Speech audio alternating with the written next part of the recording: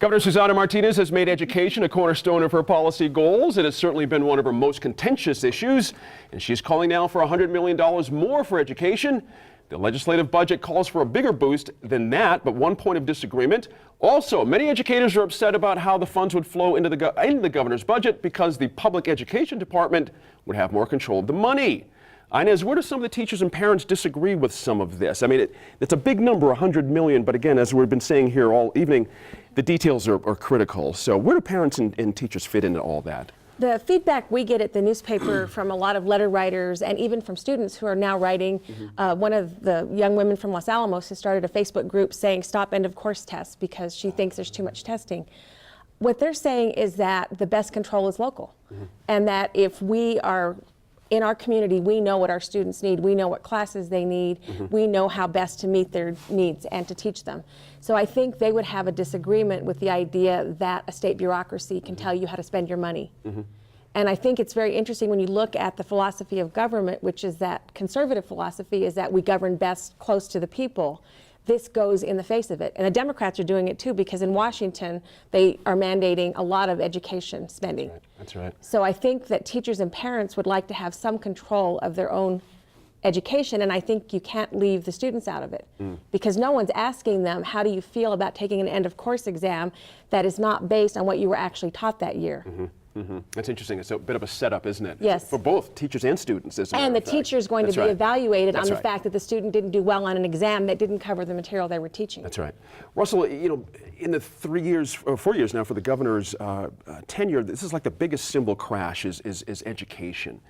Do you hear any less friction in this state of the state than the three previous, meaning we did not hear about Ms. Scandera, the Education Secretary designate. We didn't hear any demands necessarily.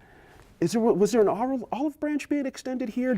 Was there something going on here that we should be paying attention to? I think maybe the tone, Okay. the fact that she wasn't saying you're going to, you know, I'm going to give another confirmation here, and you're going to approve this. So I think there was, you could interpret that. Sure. But I also think there was some interesting that was left out, like we were talking about CYFD wasn't mentioned. Right. The report that came out Monday that child well-beingness in this state is 50th. So there's still some elephants in the room that are not being addressed. And again, in full disclosure, my wife's a teacher. So all these proposals that she hears and the other teachers hear, they're all responding to it.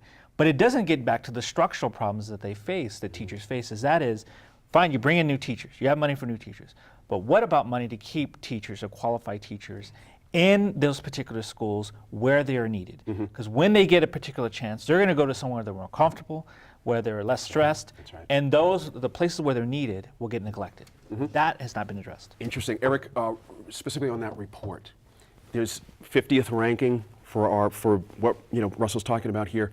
Put that up against the money the governor is proposing. Does that fix the problem? Does that amount of money raise us appreciably in the 40th, 35th, somewhere around there? Well, first of all, the Kids Count report, which is the definitive report on child well-being, talks about a lot of things other than just reading scores and so on. It talks about poverty, it talks about healthcare, it talks about all sorts of other issues, and that's really the issue. I think to focus on evaluation and just what our teachers going to do when the kids get to their door, we forget all of the other factors that get there. And what Kids Count are really saying is, look, unless we invest in early childhood, which we know is good, unless we invest in the sort of social workers that need to be in schools to help these kids who are having other problems, all the other societal, economic issues, family issues, then we're sort of missing the game. I have to congratulate Hannah Skandera and the governor for keeping the focus on our teachers are not doing their job, which is really not the problem. The problem is, we have some serious issues in New Mexico around poverty, around healthcare, around behavioral health. As Russell said, that weren't mentioned. We have serious problems in those areas, and $100 million is not going to take care of it. Sure. Same question to you about the $100 million. We're down to about a minute. Well, the same problem. You look at our state, and as a portion of our budget and what we contribute to education, not as bad as one would think. But when you look at the results, something has to change, because even in the last 3 years, the results have not changed. So we're not attacking the real problem. But I have to give her kudos for the early college programs, which will then raise some questions about what we're doing at our universities. Yes. Interesting point there. I like that. I want to thank all of you for coming in. You all did very well under Russell Contreras' tutelage. I think you all did quite well. Now we're back in a moment to talk about a new lecture series highlighting women's leadership around the world.